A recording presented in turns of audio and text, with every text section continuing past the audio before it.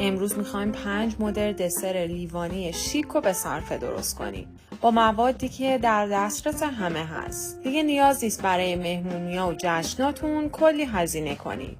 خودتون به راحتی میتونید توی خونه درست کنید. سلام دوستان، به کانال کوکمک خوش اومدید. هر بسته ژله رو با 1.5 لیوان آب جوش ترکیب کنید.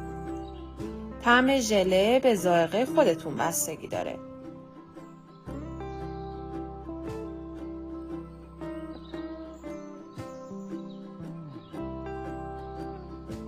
باید انقدر هم بزنید تا ذرات ژله حل بشه و کاملا شفاف بشه.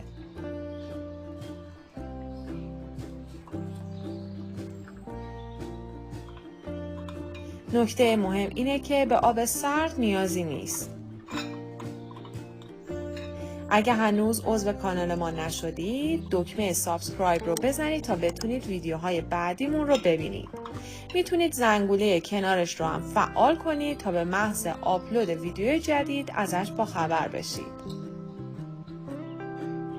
وقتی از داغی افتاد، شات‌های دسر رو تا نصفه با ژله ها پر کنید و بعد بذارید داخل یخچال تا ببنده.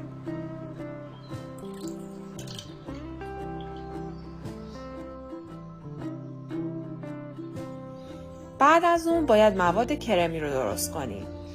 شیر، شکر، آرد و پودر نشاسته ذرت رو با هم ترکیب می‌کنید.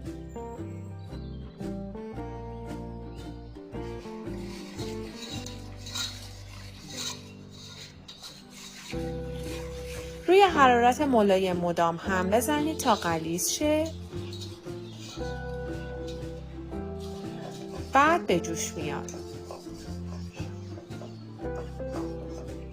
غلظت مواد باید به این شکل باشه. بعد هم وانیل، کره و خامه میریزیم و مخلوط میکنیم.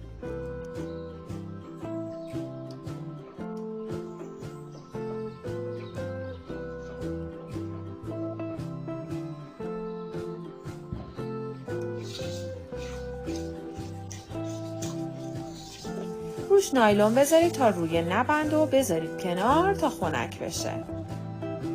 حالا نوبت پوچ کردن بیسکویت هاست.